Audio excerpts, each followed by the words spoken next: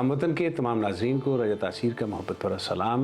नाज़रीन, आज हमारी खुशकिस्मती के जैसा कि मैं हमेशा कहता हूँ कि हम जब भी पाकिस्तान से कोई सेलिब्रिटी, कोई बड़ी शख्सियत तशरीफ़ लाएँ तो उनका जो कीमती वक्त है उसमें से हम चंद लम्हात आपके लिए चुराते हैं और उनसे गुफ्तगू करते हैं, उनके ख़यालात आप तक पहुँचाते हैं।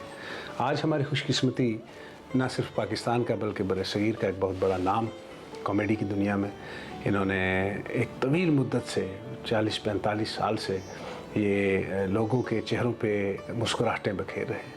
और आज के इस दर्द भरे दौर में, इस कर्ब की जो दुनिया है, इसमें किसी के चेहरे पे मुस्कुराहट बखेरने वाला किसी फरिश्ते से कम नहीं।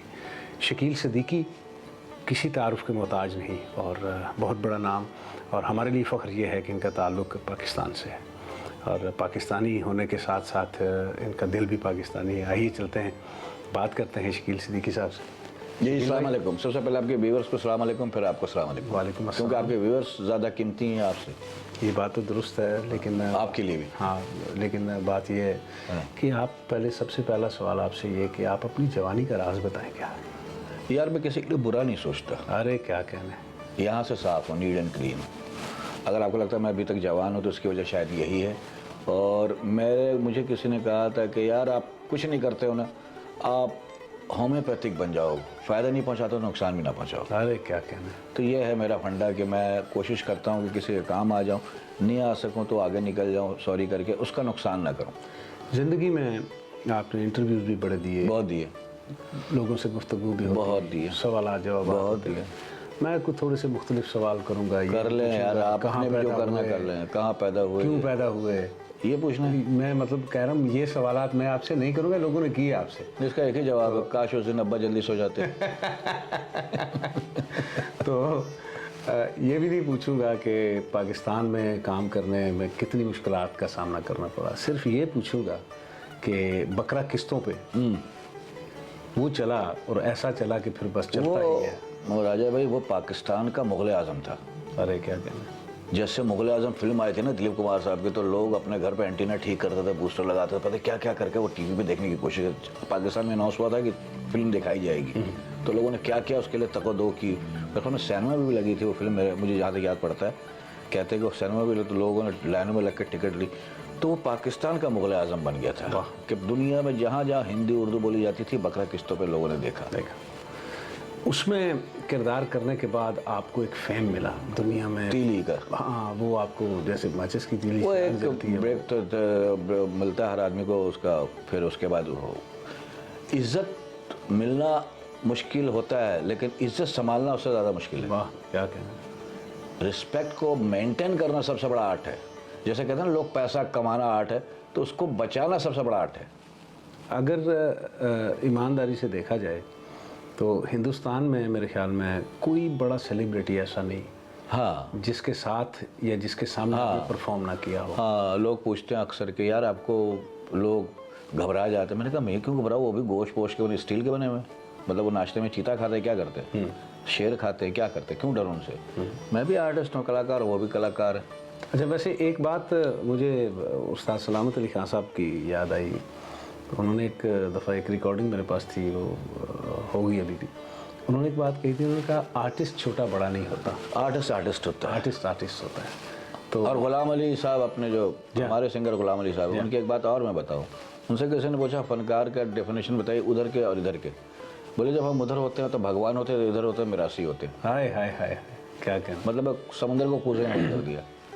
लेकिन आर्ट की रिस्पेक्ट करना, हाँ। हम बातें करते हैं और अक्सर ये बात एज अ कम्युनिटी है, हम जब ऑस्ट्रेलिया में भी, दुनिया भर में, कि हमारा मुल्क या हमारी कौम तरक्की क्यों नहीं कर रही। मैं हमेशा से एक बात कहता हूँ कि इंडिया ने अगर पूरी दुनिया पे अपना लोहा मनवाया तो वो अपने फ़न और फ़नकार के। बिल्कुल ऐसे ही, ठीक है। उन्होंने अपना सब कुछ बताया फिल्म के ज़रिए।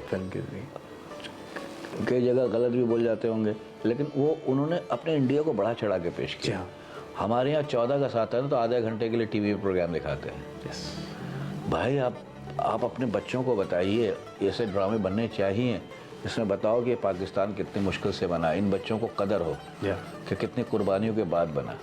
आप पाकिस्तान के बारे में कुछ नहीं बताते हो। हमारी नस्ल जो आने वाली है ना, हाँ। हम तक तो चले, हमें पता है पाकिस्तान का मतलब क्या, ला इलाहा इल्लल्लाह। आने वाली जो नस्ल है उनको नहीं पता कि 14 अगस्त को क्या हुआ था 1947 में। इसकी वजह यह है ना कि आपने उनको बताया नहीं है कि भाई मैंने घर बनाया ना, तो मैं अपने बच्चों को बताऊँ बेटा एक ही कीट बड़ी मुश्किल से लगाई है मैंने, इसमें मेरा खून पसीना शामिल है। तो ये हमने बताना है, और बताना कैसे है कि उसकी तरह से उस तरह के शोज़ बनाए, ड्रामा बनाए कि देखो पाकिस्तान जब बना था क्या हुआ था, उनको उनके नॉलेज में इजाफा होगा। एजुकेट पीपल हाँ। Through your cinema and television. वो करते हैं ना, इंडिया यही कर रहा है। हाँ, यही कर रहे हैं। और देखे वो एक तवील मुद्दत से कर रहे हैं। हाँ, तो उसमें कोई बुरी बात भी नहीं।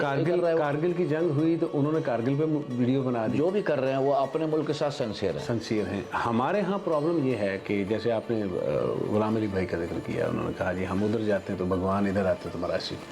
हमारे यहाँ प्रॉब्लम ये है सबसे बड़ा कि हम फनकार की जो ड्यू रिस्पेक्ट है और जो उसकी इज़्ज़त है, तहरीम है, वो तो एक बात है ही फजूल ना, उसको तो भूल जाएं। हम फनकार को अभी तो फिर भी सही हो गया, बेहतर हो गया। आज से जब हम शुरुआत में आए थे ना, तो इसको तो बहुत ही ज़्यादा अपनी फैमिली अपनी बेटियों को भेजती नहीं थी। पेरेंट्स अपने बेटियां नहीं भेजती थी कि नहीं तुम ये काम करोगी। वो तो खैर ख़त्म हो गया है। अब अच्छे घर की लड़कियां भी काम कर रही हैं, माशा पढ़ी लिखी लड़कियां आ रही हैं, वो चीज़ तो ख़त्म हो गया, लेकिन बहुत लेट ख़त्म हुआ है। हम लेट लतीफ़ हैं। हमारे सर पे पड़ती है। हम वो कौम है ना, जैसे अमेरिका सोचता 50 साल पहले के क्या करना है, या इंडिया सोचता 50, हमारे सर पे पड़ती है, हम सोचते क्या करना है। वो ये हो गया उन करो। ये बताइए, ज़िंदगी का मुश्किल तरीन कोई प्ले हो, कोई स्टेज हो, कोई शहर हो, कोई एरिया हो जहाँ ज़िंदगी में ना, जैसा हम कल ऑफ द रिकॉर्ड बात कर रहे थे कि ज़िंदगी मुश्किलात आती हैं, और मुश्किलात आनी चाहिए। आदमी मुश्किलात से ही सीखता है।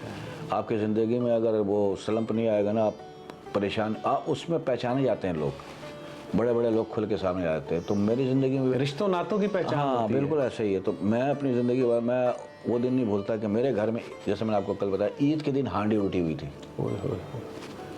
ठीक है, कपड़े तो फिर दूर की बात है ना कि ईद पे कपड़े बनने। तो ज़िंदगी, और वो बच्चा जो सोने का चमचा लेके पैदा हुआ हो, और वो एक दिन देख रहा है कि हांडी उल्टी है ईद के दिन, तो सोचिए रमज़ान कैसा गुजरा होगा, और कपड़ों का क्या हाल होगा। हम 8 बहन भाई थे, कैसे गुजारा होगा। तो लेकिन वक्त निकल जाता है, उससे सीखता बहुत है आदमी। तो ये बड़ा वो कभी कभी सोचता हूँ ना। और एक ये जब मैं इंडिया गया, तो जो शोहरत मुझे मिली इंडिया से भी, वो मेरी माँ ने नहीं देखा। बस ये दुख है मुझे। हाय हाय हाय। वो अगर देखती हैं कि मैं शाहरुख के साथ काम कर रहा हूँ, इसके साथ कर रहा हूँ, उसके साथ कर रहा हूँ, क्योंकि मेरी अम्मी फिल्म देखने की बहुत शौकीन थी, फिल्में और ड्रामे देखने की बहुत शौकीन थी, और क्रिकेट की। तो बड़ी खुश होती कि जिनकी वो फिल्में देखते हुए उनका बेटा उनके साथ काम कर रहा है। ये तो एक वो कहते हैं ना, एनर्जी, खलिश तो है। तो ये माँ बाप ने देखा नहीं वो दौर। ये बताइए कि प्यार मोहब्बत ज़्यादा इंडिया से मिली पाकिस्तान से? यार मैं फ़नकार हूँ, और आप यकीन जानो, मुझे पाकिस्तान से प्यार मिला, मुझे पसंद किया, पाकिस्तानियों ने मुझे प्यार दिया, पसंद किया, मुझे लाइक किया, मुझे सर पे बैठाया, तो उन्होंने बुलाया ना। हाँ, जब उन्होंने बुलाया तो उन्होंने भी इतना ही प्यार दिया। ठीक है ना, घर से प्यार मिला तो बाहर वालों ने प्यार दिया। हम कहते हैं ना, अगर बीवी शोहर की इज़्ज़त घर में करे तो शहर में उसकी इज़्ज़त। बिल्कुल ऐसे ही है। तो मुझे पाकिस्तान से प्यार मिला, उसके बाद इंडिया से ही मिला, और ओवरसीज जहाँ जहाँ जाता हूँ, आपके पास आए, आप लोग भी प्यार दे रहे हो ना। सिडनी में बैठ के प्यार मिल रहा है ना मुझे, राजा से और लोगों से। मेरी बहन इरम जो प्रमोटर है हमारी, वो मेरी बहन बन गई है।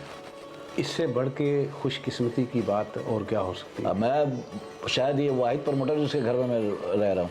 वाह। और बिल्कुल घर के फर्द की तरह खुद उठ के जूस निकाल के पीता हूँ फ्रिज से। ये हमारी बहन सोई रहती है। चोरी तो नहीं करते? वो कोशिश की है, लेकिन बच्चे जाग जाते हैं। तो ये एक बात बता रहा हूँ कि मतलब हम जब छोटे होते थे ना, तो जूस चोरी अम्मा को पता नहीं। यार ये तो अब्बा के जेब तो हमने भी काटी है बहुत। अच्छा। वो तो ये काम तो चलते ही ना। चोरी आदमी घर से सीखता है। लेकिन शुक्र है घर से सीखते सीखते पकड़े गए, बाहर की वो नौबत नहीं आई। तो वो तो हर बच्चा शरारती करता है। अब ये कि माँ बाप दे देते हैं। मेरे बच्चों ने नहीं किया। इत्तेफाक की बात है कि मेरे जेब से कोई पैसा निकाला, क्योंकि उस ज़माने में 10 रुपये मांग लो ना 10 रुपए का क्या करोगे? 10 रुपए यार आज से 40 साल पहले कितना था? वो 50 साल पहले आज का हजार रुपया बनता है। 5,000 था यार। 50 से 45 साल पहले, 50 साल पहले। तो वो 10 रुपए फिर चोरी करना पड़ता था। कर लो ये देंगे नहीं। तो चोरी मतलब शरारतें तो एक जैसी हैं सबकी। बच्चे कितने? मेरे बच्चे माशाल्लाह से 7 हैं। बीवी कितनी? एक कंपनी, 7 प्रोडक्शन। 7 प्रोडक्शन। वाह। तो कभी दूसरी शादी का? नहीं, एक टेंशन एक ही काफ़ी। एक ही काफ़ी है। अरे क्या कहना। तो इसका मतलब है फिर आप लकी इंसान हैं। हाँ, लेकिन मैं वाकई वाइफ की तरफ से बहुत लकी हूँ। मेरी बीवी बहुत अच्छी है, हर बहुत कामयाब अच्छी। मर्द के पीछे एक खातून का। मैं आपको बताऊँ अपनी बीवी के बारे में एक बात कि राजा भाई, जब हम छोटे होते हैं ना, पैदा होते हैं, छोटे होते हैं, साल 2 साल के होते हैं, 4 साल के होते हैं, जब तक हम गलाजा धो नहीं सकते, अब टॉयलेट पे जाके माँ धुलाती है, ऐसे ही है ना। बिल्कुल। तो बचपन में धुलाती है। लेकिन मेरे पास ऐसा वक्त आया, मेरी दोनों टांग टूट गए थे, मैं बिस्तर पर आ गया था, तो मेरी वाइफ मेरी पोटी धुलाती थी, मतलब वो गलाजा धोती थी। ठीक है ना। तो यार माँ की जगह ले नहीं सकती, लेकिन माँ जैसा काम तो किया उसने। माँ ने बचपन में किया तो उसने इससे बढ़ के अच्छा जीवन साथी और क्या हो सकता है। बस उसके बाद सोचा नहीं यार, ज़िंदगी में अच्छा पार्टनर भी एक नेमत है।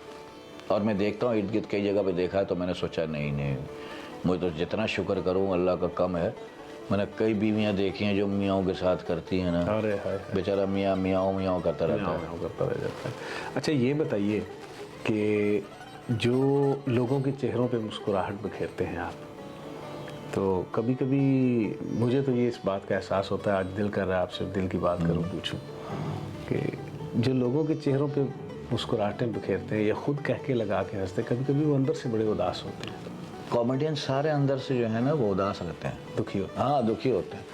मैं बताऊँ आपको, ये बात मैं कह चुका, मैं आपके उसमें भी कह देता हूँ कि मैं स्टेज पे था अमेरिका में, और चलते ड्रामे में मुझे फ़ोन आया कि वाली साहब की डेथ हो गई।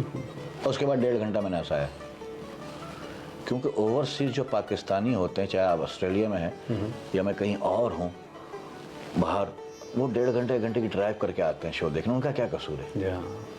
अब मेरा काम तो यही है, जॉब है ना यार। तो फ़ोन मैंने सुना है स्टेज पे, और मेरे छोटे भाई परवेज सिद्दीकी जो आर्टिस्ट है, उसने कहा अब्बू की डेथ हो गई। एक लम्हे को लगा किसी ने ज़मीन खींच ली। संभाला बड़े मुश्किल से, और वो चलते सीन में मैंने उठा लिया फ़ोन कॉमेडी के अंदाज में। वो सीन ये सीक्वेंस ये था कि बच्चा खो गया, मैं जगह जगह फ़ोन कर रहा हूँ, यार बच्चा ढूंढ दो, कॉमेडी सीन था वो। तो उसी में मेरा फ़ोन आ गया, और वो फ़ोन मैं गया था, 2 दिन हुए थे अमेरिका में। पहला शो था 26 नवंबर, मुझे याद है। 26 नवंबर मेरी ज़िंदगी में बहुत ख़तरनाक है। तो वो मैं गया वहाँ पे, तो वो फ़ोन सुन लिया मैंने ऐसे ही। मैं कहा हेलो, मैंने बोल दूँगा कि काट दूँगा, फिर कुछ कर लूँगा। लेकिन उसने पहली खबर ही सुनाई, उसके बाद 1.5 घंटा हंसाया। फिर लोगों ने पूछा हुआ क्या वो मसला क्या? ज़ाहिर है आदमी एकदम एनर्जी डाउन हो जाए तो पूछते हैं ना सर क्या मसला क्या? कुछ नहीं, कुछ ड्रामा हो गया। तो बोले, मैंने कहा वो फ़ोन आया था, वो ये फ़ोन था कि वाली साहब की डेथ हो गई। और जब उसने कॉम्पेयर ने बताया कि वो एक फ़ोन आपने देखा था शकील भाई के बाद, और 1.5 घंटे बाद उसके बाद भी हंसाया आप लोगों को, सारा हॉल पीछे आ गया था मुझसे ताज़ियत के लिए। तो लिटरली एक औरत रो रही थी कि बेटा आपके पास इतना बड़ा दिल कहाँ से आया? मैंने कहा ऊपर वाला देता है हिम्मत।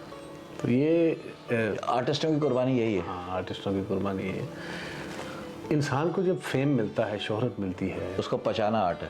हाँ, वो गर्दन में एक सरिया सा, वही मैंने आपको सवाल से पहले जवाब दिया, पचाना आर्ट है। शोहरत मिले तो और ज़मीन डाउन टू अर्थ हो जाओ। उसकी वजह है कि जब गिरोगे तो चोट नहीं लगेगी, उड़ोगे तो बहुत चोट लगेगी गिरने पे। शकील भाई, बातें तो करते रहे, ज़िंदगी गुजर जाए। आप इतनी बड़ी शख्सियत हैं, ख़जाना है हमारे लिए, सरमाया है हमारे लिए। ख़जाना खर्च नहीं हो रहा सही से। ठीक, कोशिश करेंगे इंशाअल्लाह। नहीं, मैंने बहुत माशाअल्लाह से, देखिए अल्लाह ताला ने जिनकी फिल्में देखते थे, जिनको पसंद करते थे, मैंने शाहरुख के साथ शो किया जर्सी में, मैं और वो थे शो में। एक वो इंडिया से, एक पाकिस्तान से। मैं कॉमेडियन, वो उसको मैंने बुलाना था और मस्ती मजाक था, वो किया। और जैसे आपने देखा टेलीविज़न पे हर बड़ा आर्टिस्ट के साथ काम किया, तो मेरी कोई ख्वाहिश बाकी नहीं रही। नहीं, सच्ची पूछो तो नहीं, अभी तक आपने मेरे साथ काम नहीं किया था। अब ये आखिरी ख्वाहिश नहीं, आखिरी ना करो ये बात यार, ये आखिरी क्यों? मैं तुम्हारे साथ आंधा भी काम करना चाहता हूँ, अल्लाह के वास्ते उल्टी सीधी बात नहीं कर रहा हूँ, ठीक है। आखिरी कोई नहीं, आखिरी कब हो जाए कुछ पता नहीं। हाँ नहीं, वो वैसे आखिरी नहीं, वैसे तो अल्लाह ताला आपको ज़िंदगी से दे, तो आगे आपने नहीं कर रहे हैं। सबसे बड़ी शख्सियत के साथ आपका काम करने का जो आज हुआ है, आज वो काम हो गया। बहुत thank you Australia, thank you Iram.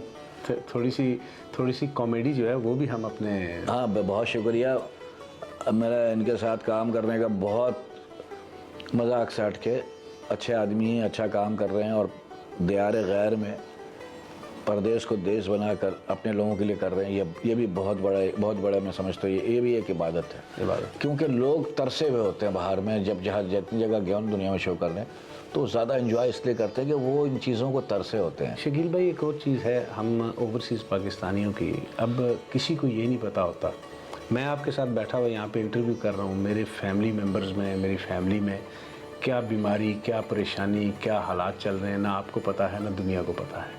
हो सकता है मैं बड़ी ही शदीद किसी टेंशन का शिकार, हर शख्स के साथ लगा हुआ है, ये ओवरसीज़ क्या पूरी दुनिया में ओवरसीज़ में रहने वाले जितने भी पाकिस्तानी हैं ना, उनके पीछे फैमिलीज जो वो लेफ्ट ओवर फैमिलीज हैं वहाँ पे, उन फैमिलीज में पता नहीं क्या चल रहा है, वो होता है, ये तो ज़िंदगी का हिस्सा है। और मैं समझता हूँ ओवरसीज़ मैंने जितना शो किया, मैं इतने बेताशा, मेरे 10 पासपोर्ट भरे हुए हैं, मैं मिलता दुनिया में मिला।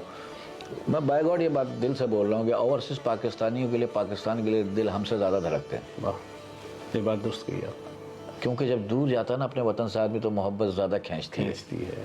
कहते हैं ना कि वो कदर खो देता है उसका आना जाना, तो वो वाली बात है कि आप लोग दूर हुए तो आपको अपनी मुल्क की कदर हुई। अच्छा, गाना भी आप बड़ा अच्छा गाते हैं। गाना मैं, हाँ गाना शुरू किया था, फिर किसी ने बताया तुम्हारे अपने भी कहानी है, तुम्हें भी सुनाई देगा, तो मैंने बंद कर दिया। यार मैं अपने बाज़ाब दूसरों में डालूंगा, मेरे बाज़ाब नहीं आएगा।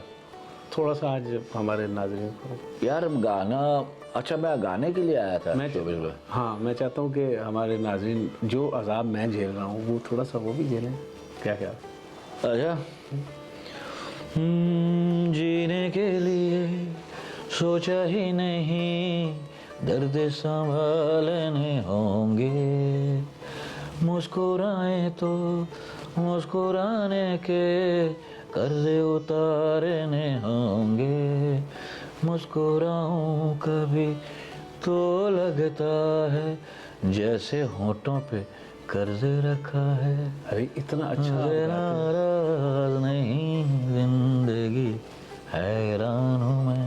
इतना अच्छा गाते हैं, सारा गाना सुर में है, ज़रा सा भी सुर से बाहर नहीं गया। आप शायद लोगों को पता हो, मैं फिर भी बता दूं, ये तो बाकायदा सीखे हुए और बहुत ख़तरनाक किस्म के क्लासिकल वगैरह सीखे हुए हैं, तो इनके आगे तो मैं गाऊं तो वही है ना कि चल बे काम कर। यानी आपने बहुत अच्छा गाया। शकील भाई, मैं बात को सम अप करूँगा, मैं हमेशा एक रिक्वेस्ट करता हूँ अपने मेहमान से, क्या जाने से पहले एक तो आपने कोई छोटा सा चुटकुला सुनाना है, उसके बाद हमारी जो आने वाली नौजवान नस्ल है उसके लिए एक पैगाम। यार हम मुनाफिक माशरे में रह रहे हैं, हमारे यहाँ पता क्या है, लड़का छेड़े तो लोफर, लड़की छेड़े तो ऑफर। वाह, लड़की को कोई लोफर नहीं कहता, बेचारी ऑफर कर रही है। हाँ, तो चुटकुला मैं क्या सुनाऊँ आपको, ये भी चुटकुला ही था। हाँ, एक चुटकुला ये है कि भैया, मैं आज वहाँ भी सुनाऊंगा तो यहाँ भी सुना देता हूँ। एक मियाँ बीवी जा रहे थे, तो रास्ते में एक शराबी टुन था। बीवी ने कहा उस शख्स को देख रहा, बोला हाँ क्या हुआ उसको? बोले 10 साल पहले इसने मुझसे शादी की ऑफ़र की थी। बोले फिर? मैंने मना किया, उस दिन से शराब पी रहा है। तो मियाँ ने उसकी तरफ देखा, कहा ये इतना लंबा जश्न, तेरा जश्न ही ख़त्म नहीं हो रहा। तो ये है चुटकुला, आपको मैंने सुना दिया। नौजवान नस्ल के लिए पैगाम कर दीजिए। ईमानदारी, मेहनत और लगन के साथ काम करें। और मैं हमेशा कहता हूँ, हमारे यहाँ सबसे लगन से काम करते हैं डाकू, और अपने काम के साथ सीरियस रहते हैं, सिंसियर हैं। नाम डाकू है तो काम भी डाका डालना, और महकमों की तरह नहीं है कि नाम कोई और महकमे का है, काम कोई और है। तो भैया देखिए, ईमानदारी, बड़ों का अदब और लगन। आप एक दफ़ा गिरेंगे फिर उठे, एक दफ़ा गिरेंगे फिर उठे, गिरे उठे, इंशाअल्लाह आप कामयाब होंगे। हिम्मत हारना ज़िंदगी नहीं है। लोग कहते हैं ना जहाद, ये जहाद का मतलब है जद्दोजहद। ये जद्दोजहद, हम सारी ज़िंदगी जहाद ही करते हैं, ठीक है ना। तो आप मेहनत से काम करें। और मैं हमेशा लोगों से कहता हूँ, भैया कि अपने सीने में ऐसा कब्रिस्तान तामीर कर लो जिसमें अपने दोस्तों और दुश्मनों की गलतियों को दफन कर सको। वाह, क्या बात है, क्या खूब बात कही आपने। नाज़रीन, आर्टिस्ट एक इंसान है पहले और बाद में आर्टिस्ट है, और मैं समझता हूँ कि शकील सिद्दीकी साहब एक इंतहाई अंदर से इंतहाई खूबसूरत इंसान हैं और प्यार करने वाले। तो इनकी मोहब्बत मैंने और हमारी बहन इरम ने तो समेटी यहाँ पे, और आपको स्टेज पे भी इन्होंने महसूस किया। पिछले साल भी किया, इस साल भी किया, और हमारी ख्वाहिश होगी, कोशिश होगी कि आइंदा भी ये आते रहे यहाँ और आप सब लोगों के चेहरों पे मुस्कुराहटें बिखेरते रहे। और जाते जाते एक मैसेज मैं ज़रूर अपने पाकिस्तानी भाइयों को दूंगा। बिल्कुल कि पाकिस्तान से मेरा शो आए, किसी और का आए, किसी का भी आए, सपोर्ट ज़रूर क्या करें अपने पाकिस्तानी आर्टिस्टों को। आप देखिए इंडिया के जितने आर्टिस्ट आते हैं कैसे सपोर्ट होती है उनके पूरी कम्युनिटी की, तो आप लोग भी सपोर्ट किया करें। इससे क्या होता है कि आपके मुल्क का नाम रोशन होता है। आप बहुत काम कर रहे हैं ओवरसीज़ पाकिस्तानी, आप पाकिस्तान से यहाँ से आप वहाँ भेजते हैं तो मुल्क भी चलता है हमारा, आपकी बड़ी कदर है। लेकिन आर्टिस्टों के लिए भी ज़रूर आया करें, देखा करें। बहुत शुक्रिया। नाज़रीन, जाते जाते आपको आखिर में शकील सिद्दीकी भाई का जो पैगाम है, इसी को मेरी भी कोशिश ये रही गुज़श्ता 20 साल से मैं ये काम कर रहा हूँ आर्ट और कल्चर को प्रमोट करने का पाकिस्तान में, ऑस्ट्रेलिया में। तो वो काम इसीलिए कर रहे हैं कि हमारा आर्ट और हमारा कल्चर अगर हम छोड़ देंगे तो हमारी शनाख्त ख़त्म हो जाएगी। हमारा कल्चर बहुत रिच है, हमारे आर्टिस्ट बहुत अजीम आर्टिस्ट हैं। आज तक देखें, उस वक्त तक कोई गुलकार नहीं बनता जब वो नुसरत फ़तेह अली ख़ान साहब की गाई हुई कोई चीज़ ना गा ले।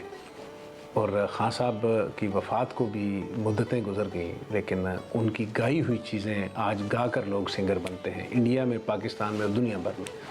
तो हमारे आर्टिस्ट बहुत अजीम फ़नकार हैं। हमें सबको चाहिए कि हम न सिर्फ इनकी इज़्ज़त, एहतराम और इनको मोहब्बत दें, बल्कि हम इनको सपोर्ट करने के लिए न सिर्फ ऑस्ट्रेलिया में बल्कि दुनिया भर में जहाँ भी ये जाएँ हमें इनको सपोर्ट करना चाहिए। नेक दुआओं, नेक तमन्नाओं के साथ शकील सिद्दीकी साहब को और राजा तासीर को इजाज़त दीजिए। फिर किसी वीडियो में, फिर किसी पैगाम के साथ आपकी खिदमत में हाजिर होंगे। अल्लाह हाफ़िज़।